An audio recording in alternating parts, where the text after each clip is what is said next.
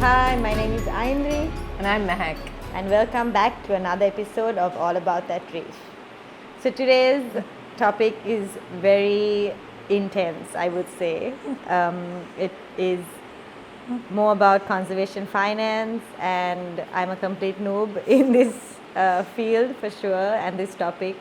So Mehak, why don't you explain to the audience a bit about, explain to the listeners a bit about What conservation finance is.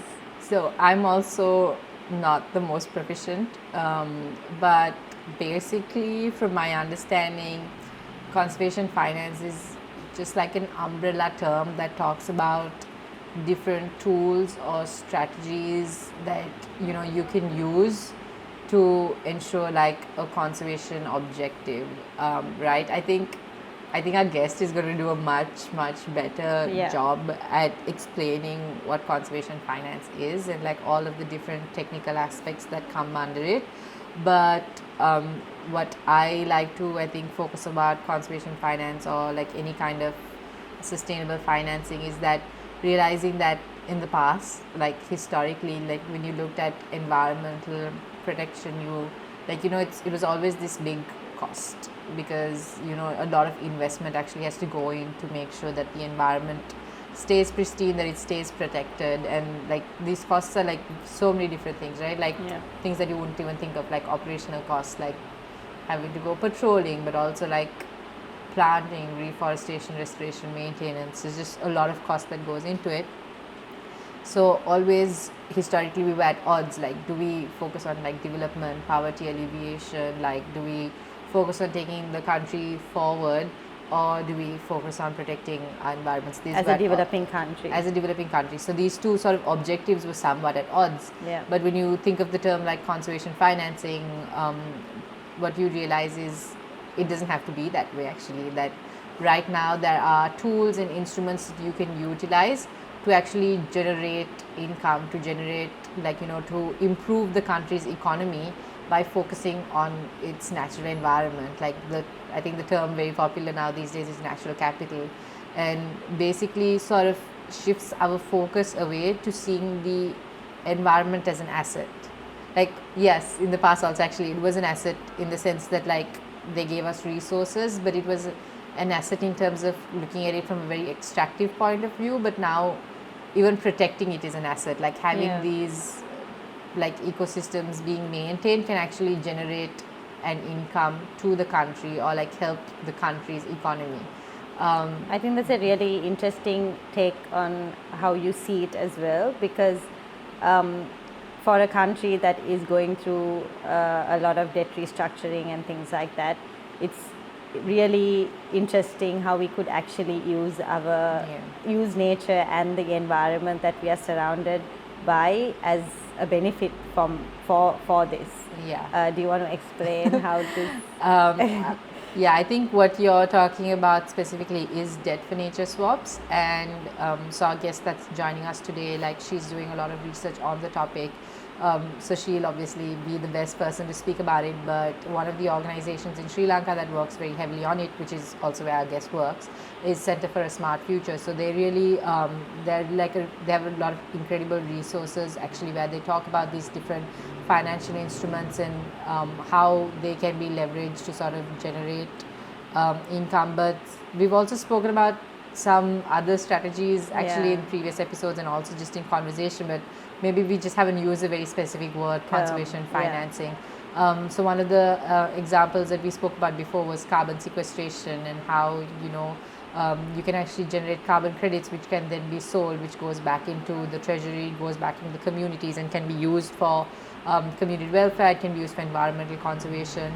You're also, I think, referring more specifically, like I said, to debt for nature swaps, which is in the most simplest form, where like a portion of debt is forgiven in return for meeting some conservation objectives. So you could have your debt forgiven for doing some like simple activities, like declaring protected areas, creating biodiversity corridors, carrying out restoration activities, introducing clearing invasives, reintroducing natives to a land. So basically it depends on what the place's conservation priority is, but it would just be essentially a very normal sort of conservation activity Yeah. itself.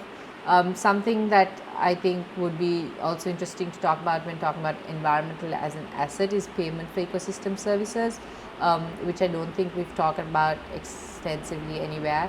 It's basically when you realize that there are businesses and sort of people that benefit from having ecosystems. So basically, if you were to think of something like Pigeon Island and realize actually the hotels and businesses in Pigeon Island gain a lot economic monetary benefit Yeah. from being located in the vicinity of these areas, right?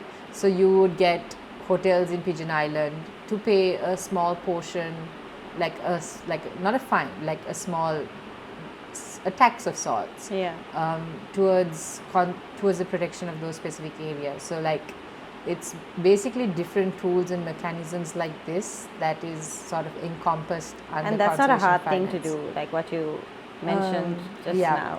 I think it's not hard in principle. I think obviously because it hasn't been introduced and like now As it's like long this as additional the- thing that some like an entity has to pay, like there's always going to be like that, Some kind of why should we setback, pay this, yeah. why should also I think wow, I feel like I'm speaking a lot. Also I think one of the sort of bigger debates that always come up is that in order to do these activities you are putting a monetary value towards the environment. Like you're basically taking all of these different ecosystem services, you're taking all of the different aspects of an environmental entity and you're reducing it to a number, Yeah.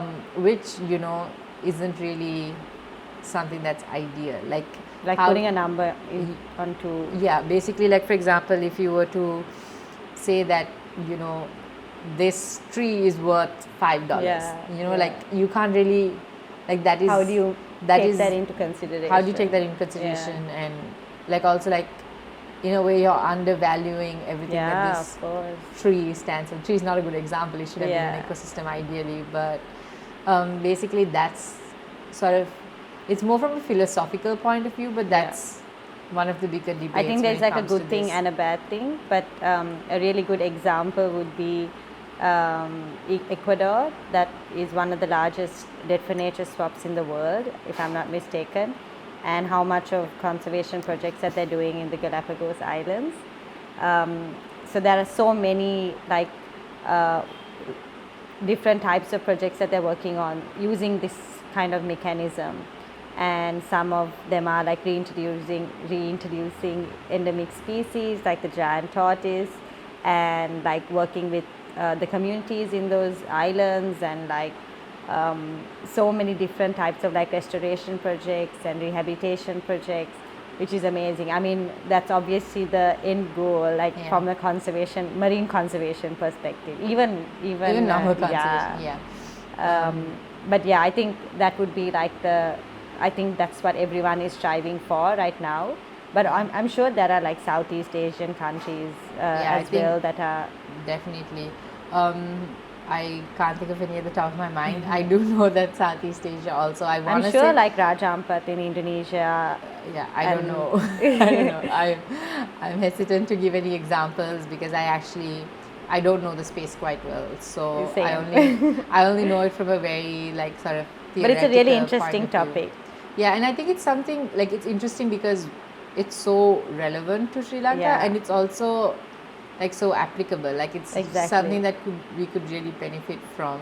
Yeah. And if you do it the right way. Yeah, and it seems like there's no reason not to do it. Exactly. Like I wouldn't know why we shouldn't. I mean, I'm sure there's like a lot of challenges and roadblocks to actually implementing it, and like it's like this really big complex idea that we have just now like reduced to one sentence, and we're debating, like we're talking on just that one simple idea, but no, it just seems something that is really feasible. And I'm really like happy to hear that there are organizations in Sri Lanka that are working towards this, that this is a conversation we are having, that this is a conversation that has picked up, and also Sri Lankans who have worked in this particular field, like the guests that we're getting on board today. But and like it seems really daunting because it seems like a really big topic, but at the end of the day, like it boils down to like the same like economic principles and conservation principles, as it, and I think there is a lot of value, and like it's and I think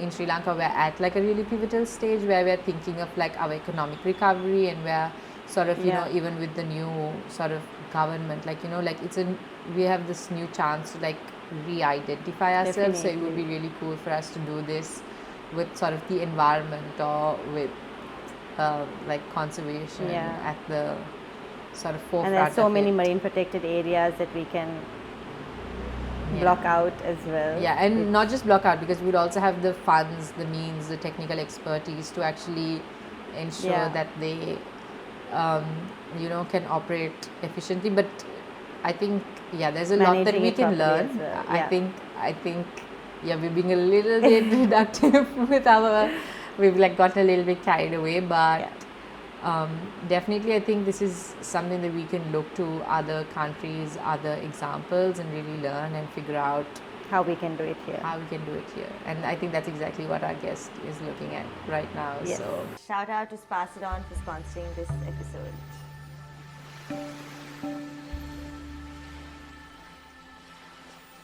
And now we're back. So on today's episode, we have joining us Ashani Basnayake, who works in environmental research and policy. Ashani, thank you so much for joining us here today and for everything that you're going to share with us. Thank you for having me. I'm excited about the episode today. So Ashani, to start us off, why don't you tell us a bit about yourself and your journey and what led you to working in conservation? Sure. So I have been in the field for about 16, 17 years now. So I think conservation, it was a childhood interest. I was kind of always passionate about the environment. And so when I got into university, I did my undergrad was in social science and economics. However, I picked some electives in sort of like environmental economics, a little bit dabbling in that space. But it was only really when I got into my master's program, back a very long time ago, in the early 2000s, to environmental management. Because I wanted to get into this space, but I wasn't conservation, like environmental science background, so I was looking for management type degrees, and this was one of the first few, I think, internationally that was available. And that's kind of the early days when they were talking about climate change, and so kind of that's where, from there on, I went and joined I was in Australia, based in Australia, and I joined this engineering firm. And so there I sort of learned a lot about climate adaptation, doing climate risk assessment. So that was kind of my role, more on that program sort of risk assessment and project management side.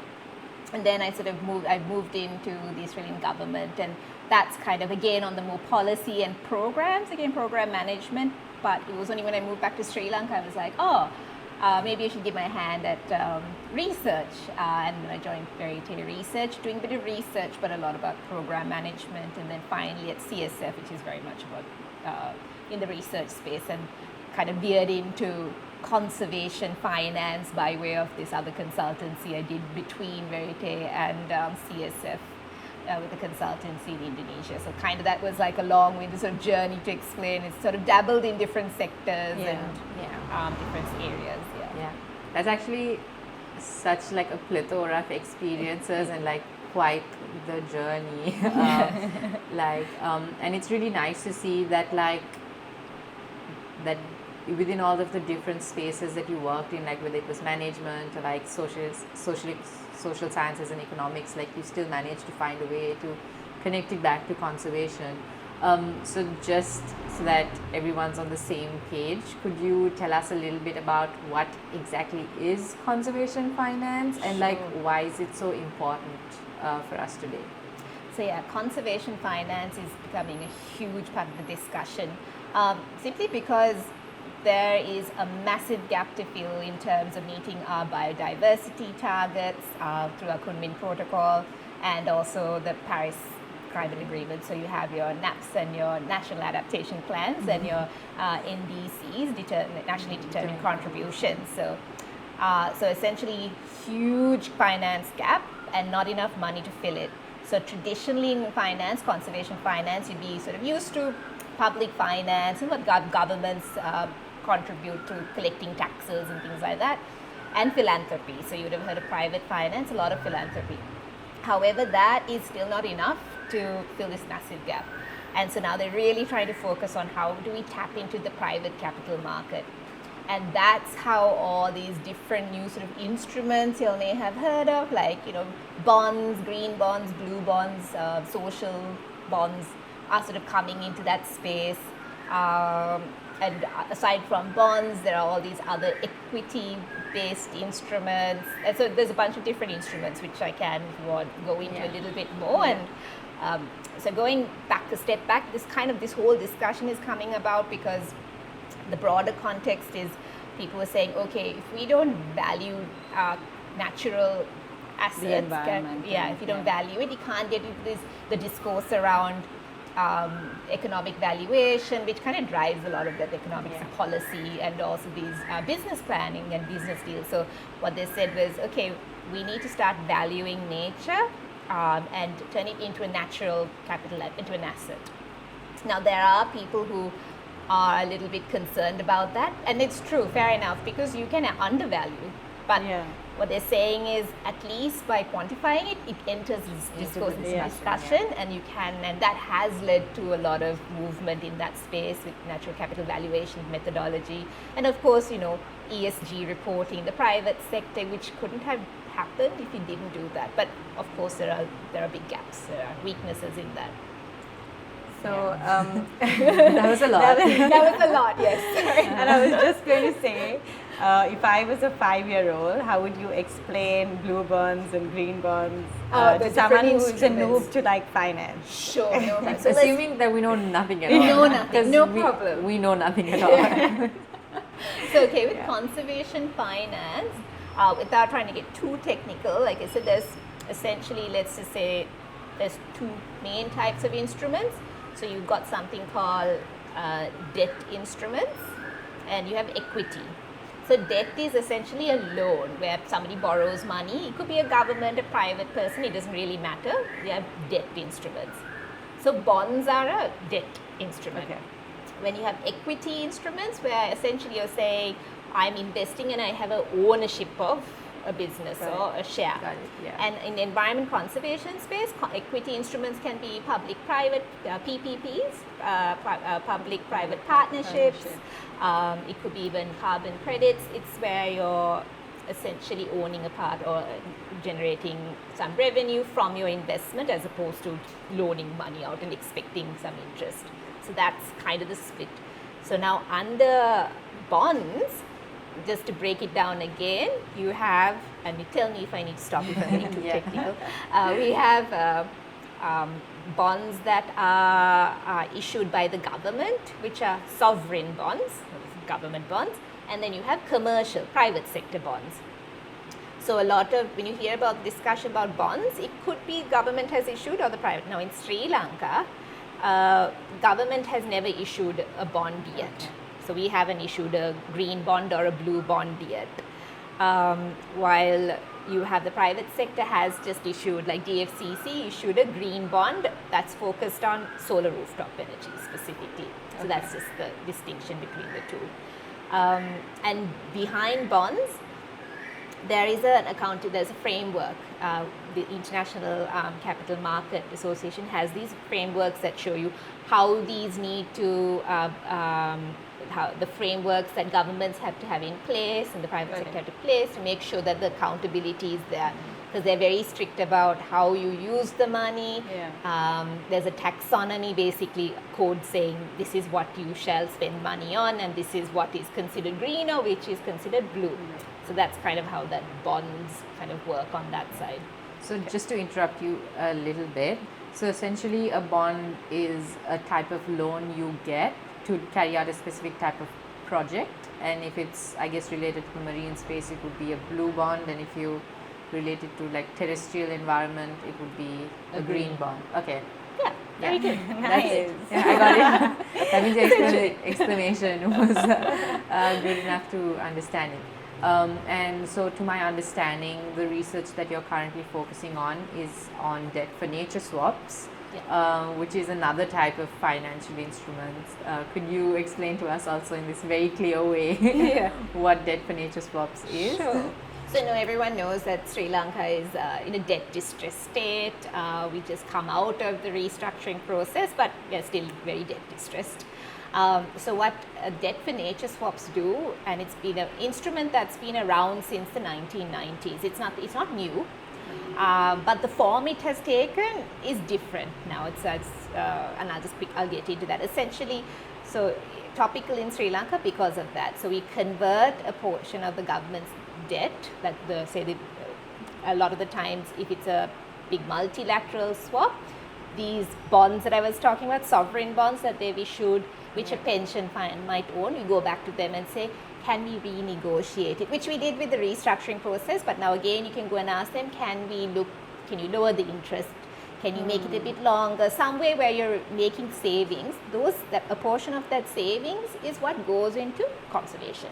Okay. So Sri Lanka can potentially go for a debt for nature swap. Now, in terms of debt for nature swaps, there are again two types.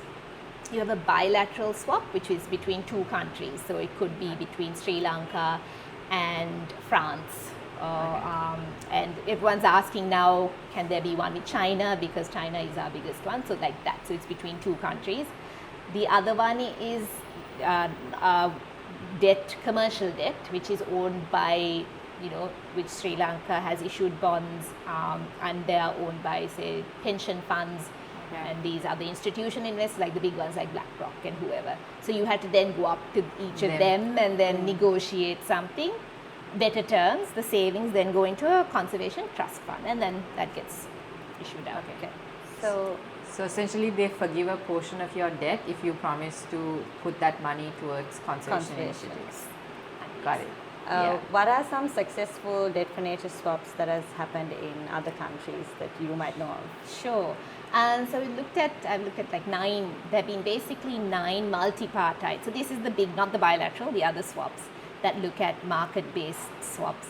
And out of the 9, 6 have been focused on marine protected areas, expanding the MPA. So out of those 6, 5 have been led by the Nature Conservancy. So they are the big international conservation INGO, and they're sort of experts in this field. And they were very keen on figuring out ways for countries to meet their Kunmin, and so they were like protocol. And you need a vast amount of money to be able to conserve 30% of a country's ocean.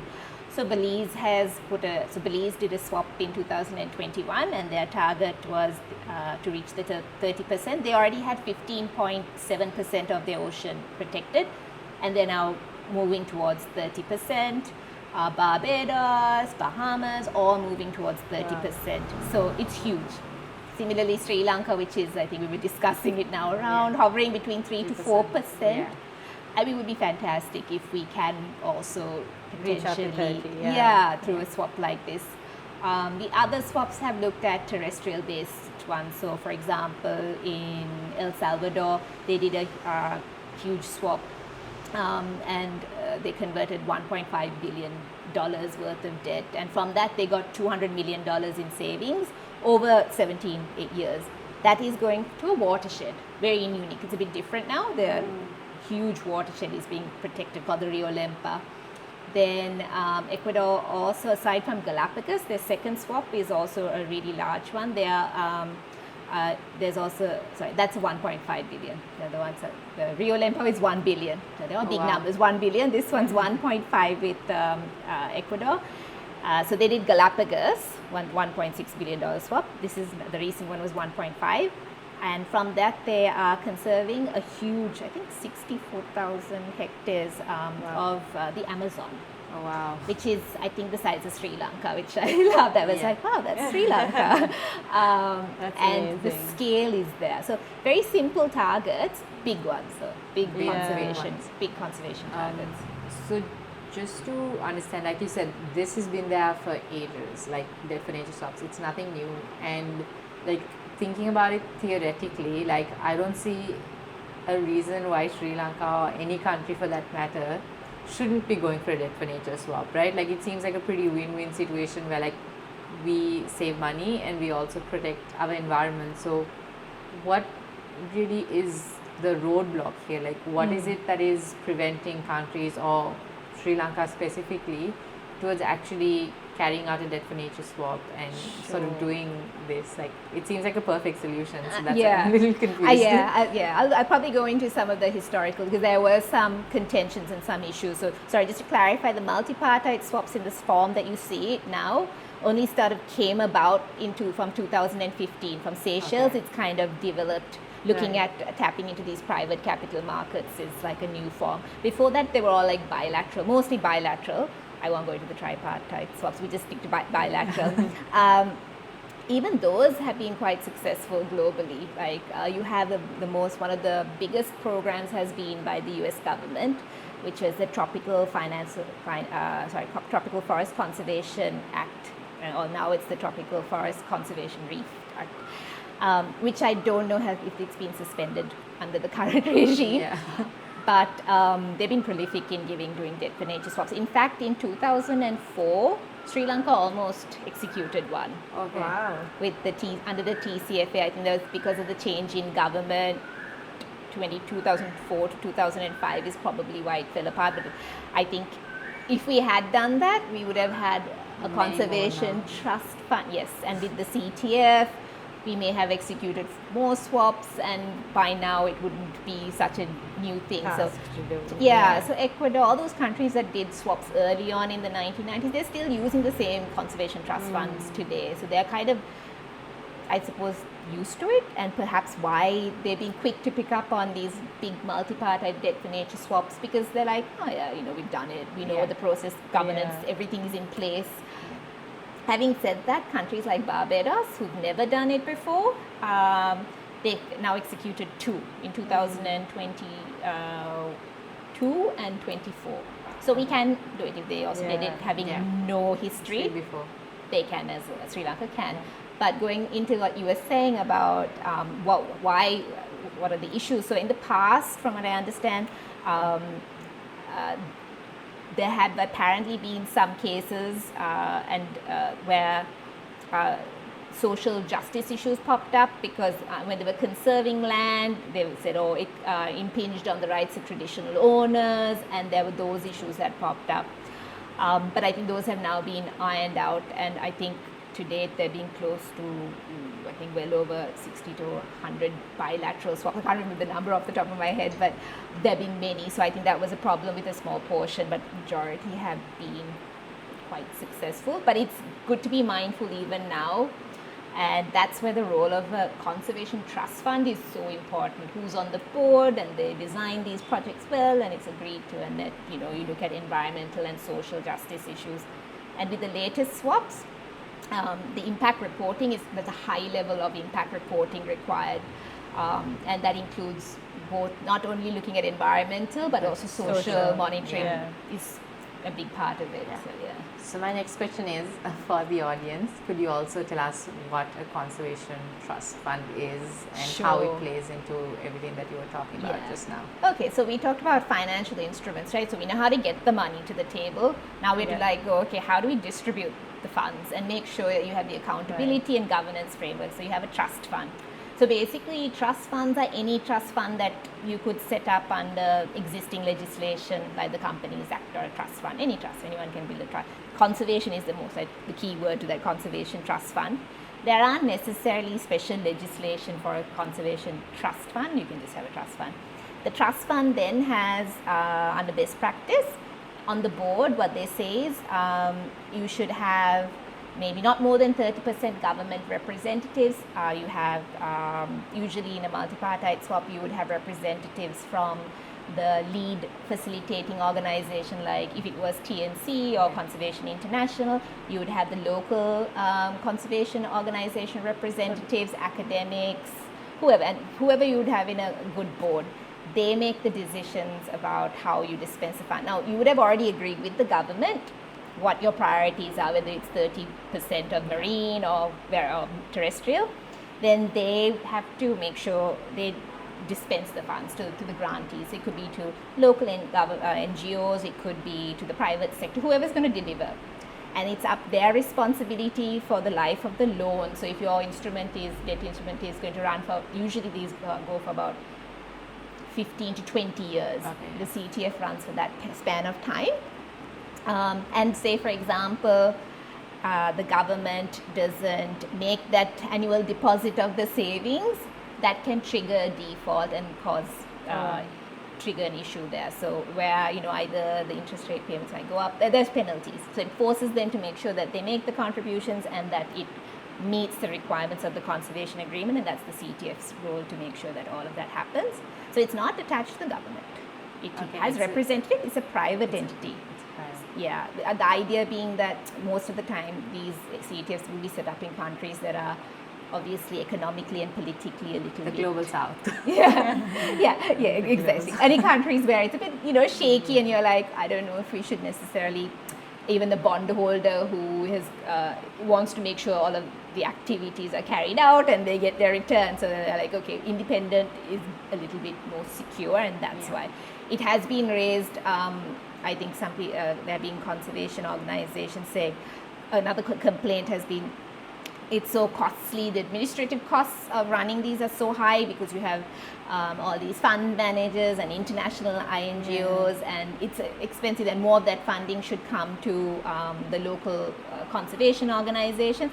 But on the other hand, if you look at it, you could say, look, these are still financial facilities that should function like any kind of international financial facility should.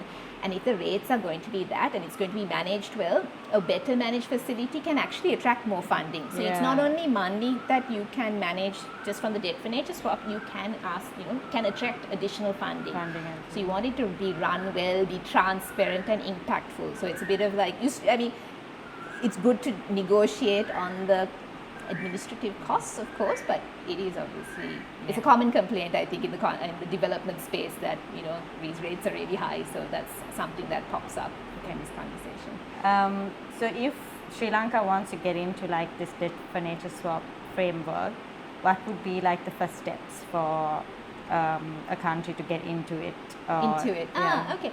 So like I said, there's the Nature Conservancy. So they were the lead facilitators in a lot of these swaps. So they've got together with Conservation International, WWF, Zomo Lab, and Pew Charitable Trust, and I think another one, I can't remember off the top of my head. They've created a consortium, and they're trying to work together now to come up with best practice guidelines and sort of like go, let's try and mainstream this, and they're targeting the internet. So I know they have started approaching Sri Lanka. Nice. They already did before the restructure, but it wasn't a good time because everything was so chaotic, and it wouldn't have made sense to try and pull it off then. But now, again, I think they're looking, and I think Maldives is already in discussion, and they're looking at the feasibility. So I think, it's going to become, it was sort of like a one-off thing, and I think now it's going to become kind of almost run-of-the-mill, I think, in the next few years. It will be something that everyone adopts, will be, once they mainstream. So I think right now the discussion we've had has been very sort of high level, very theoretical, very technical. But just looking at it a little bit more like on the ground, like practically, what are some of the activities that, a government or whichever party can carry out in order to sort of qualify for this debt for nature swaps? Like, what does it look like on the ground? So I know in terms of TNC, they have a great guideline if anyone's really interested in looking at the process. It's called, they have a nature bonds toolkit. So essentially in that, what they do is they run a pre-feasibility assessment. They'll go and look at the institutions, they'll look at the actual debt, how much commercial debt, and understand who probably, and they probably know through their own networks, who the big pension fund managers are. And they'll make an assessment as to if it can be done, and then thereafter they can execute it as long as the government is supportive. And in terms of I don't see necessarily why Sri Lanka can't. It probably can quite easily do it, because a lot of support. So people always get concerned, it's a large amount of funding, can Sri Lanka handle it? So the thing to understand is it comes with like a brigade of people, like with the TNCs. They come and they help the government facilitate. They set up the whole tender process to hire an investment bank, open tender, don't go direct tender. So they have a whole, and they, in terms of even identifying, very importantly, we're saying on the ground, conservation priorities. what are Sri Lanka's conservation priorities, what should we focus on. And don't forget, I think the most important thing is Sri Lanka, there's nothing to stop Sri Lanka or any country from doing more than one swap. So you don't have to try and force every single priority into one. You can have more, and then you can say, okay, this is for multi-priority, what for bilateral, like that. And of course, there's also the sovereign bond side as well. If we have a clear agenda, priorities, we know what our project pipeline is, and that's been the biggest problem around the world. On one hand, they say we don't have enough money, but on the other hand, there is money, but they don't have the projects. Yeah. So if you have a clear pipeline, not only debt finance, you can quickly funnel that money towards projects that may not give you a return, but there might be a bunch of projects you identify that, how we talk about equity instruments and attracting private funding through that. So if Sri Lanka can get that piece done while all of this is happening, that would be fantastic. You can attract because actually, if you think about it, there's so much money that does come into the country, and like it's really just the fact that the funds are mismanaged, not necessarily mismanaged, but it's just not very efficiently allocated, right? And then there's always and I think when you think of something like this, like debt for nature swaps or just conservation finance or blue bonds or really anything, it's like sometimes people are just scared to even think about it because it's so technical. It's such big topics that you don't even know where to start. So when it's especially also when you think about it, if you're also part of the government, then possibly it could also be that you're not super proficient in English, and all of these conversations are happening with really big words and very specific terminology, and then you automatically, I think, just shy away from it because it's something you just don't understand. So it seems like a really practical solution, but what really needs to happen is for people just to be able to break it down like you did so kindly for us, and just make it a little bit more digestible. And really understand that. So on that, I think I believe the government does have, they've already now whittled it down to a bunch of 12 different instruments. So that's with, I think, UNDP. So they have a basic understanding of that. And I do know even Ministry of Finance are interested in debt finance stuff. So I think... So the topic is... they're sort of getting there. But I mean, I feel in the terms of the policymakers, we might be potentially able to get them there. Then, as you were saying, where does this money end up going? It's not necessarily mismanaged, but you hit the nail on the head. It's not efficiently divided. This is again, for me, the big thing is the priority setting, being very clear on what our climate and our nature, biodiversity priorities are, agreeing. Because as you said, you get funding from all these, and sometimes they're putting lots of money into one and then completely ignoring a whole other area. And say if they can just kind of decide on that, create clear pipelines, then there's a lot of funding out there internationally. If you look at Southeast Asia, which I've been looking at, because I was wondering why is there so much activity and lots of money in Southeast Asia, and South Asia doesn't get as much. And it's simply because their regional mechanisms, they are far better organized. They have more regional strategic plans, like ASEAN works well with ADB. When it comes to the marine side, you have the COBC and PIMC, which are the UNNFU framework organizations. So they all kind of have that conversation around the blue economy.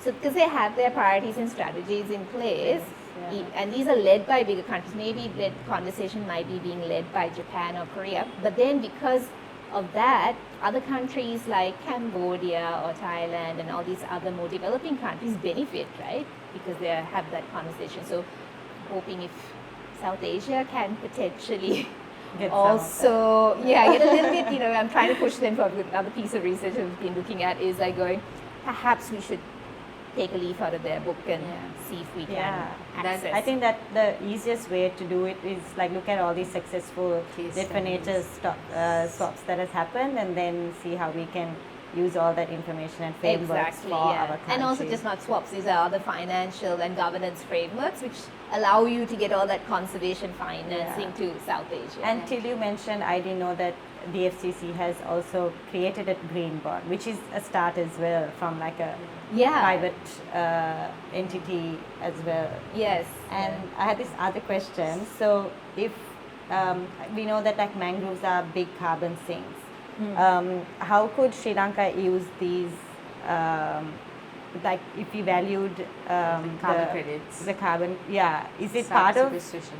Yeah, so I think that has been brought up, and I think the ministry is looking, And I looking think at a carbon trading framework. They're trying to create like a policy and from the Ministry of Environment on like what the trading policy will look like.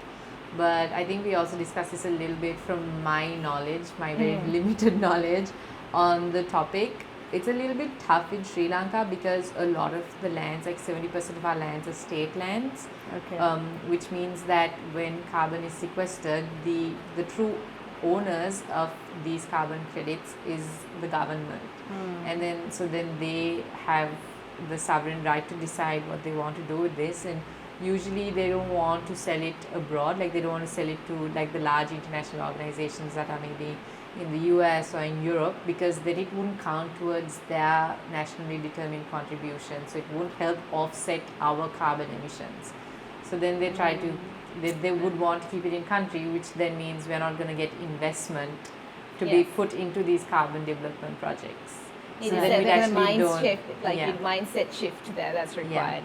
And I think just also it was really interesting that one of the case studies and like the places you brought up was Southeast Asia, and you spoke about like it's not just the fact that they can do debt for nature swaps, but it's their government's frameworks, because actually just in a few episodes ago we were speaking to Nishan, and he was also talking about like how we have such great case studies from Southeast Asia, like especially countries like Indonesia, where they have set up mechanisms where there is a little bit more of like involvement from different levels of society. So you have like the community involved, you have the sort of law enforcement agencies involved, you have the government involved, and that gives the people more sense of ownership. So it's not just, it goes again back to like how is it that we have set up our institutions and our systems, and how that affects not just the financing that we're getting or like the conservation financing aspects, but how we're actually operationalizing everything. So it kind of like feels like it all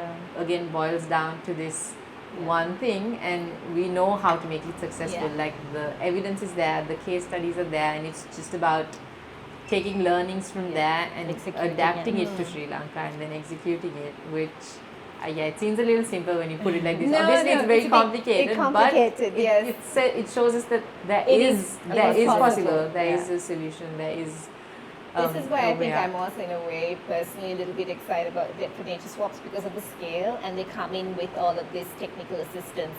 And also it's a carrot as well, because a lot of these conservation agreements not only put a 30 by 30 target, they have non-binding, but they can put policy commitments in.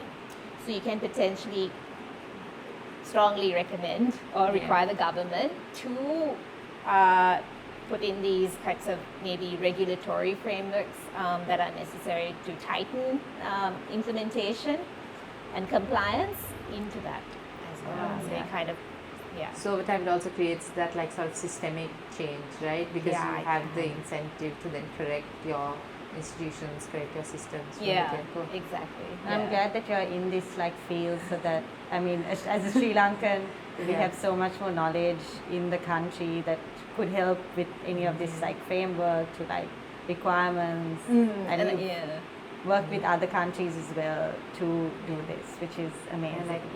I think that it's like you were saying, it's so possible elsewhere, and it's so doable in Sri Lanka. And we're so close to making it potentially happen. So hopefully, yes, this current government will sort of jump on board with all the different instruments and support it.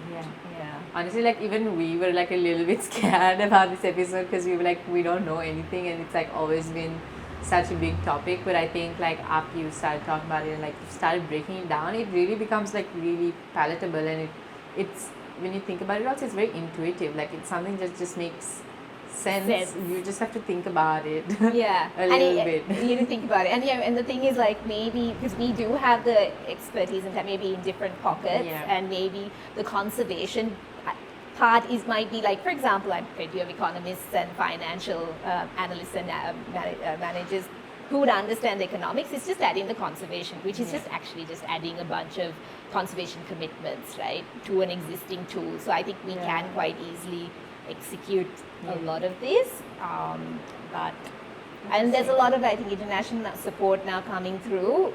So I think maybe in the next few years, It will happen. yeah, I have a feeling it will I think happen. that actually brings us really well to my next question, which is that, so for people that are listening today, especially people that probably work in fields like policy or economics that's not directly related to conservation, what is your advice to them about working at the intersection of this, and maybe what are some skills they can develop, or how can they tie the work that they do back to the environment? Yeah, I think, that's a great question. People in the policy and economic field, again, if you're still studying, pick electives, because I believe now, back when I did, we didn't have these kinds of electives available, but from what I understand, there are very specific electives on conservation finance, looking at different instruments. So that would be one.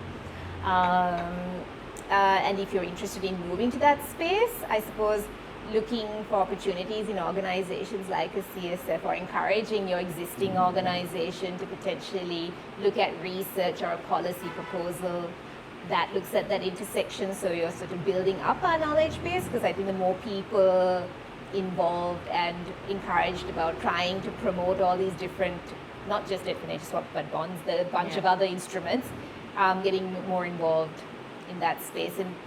And of course, if you are a small business owner, potentially looking at nature positive businesses, what are the avenues, because there's funding and support available from facilities overseas for businesses trying to be more nature positive, and even in Sri Lanka. Again, here it's available.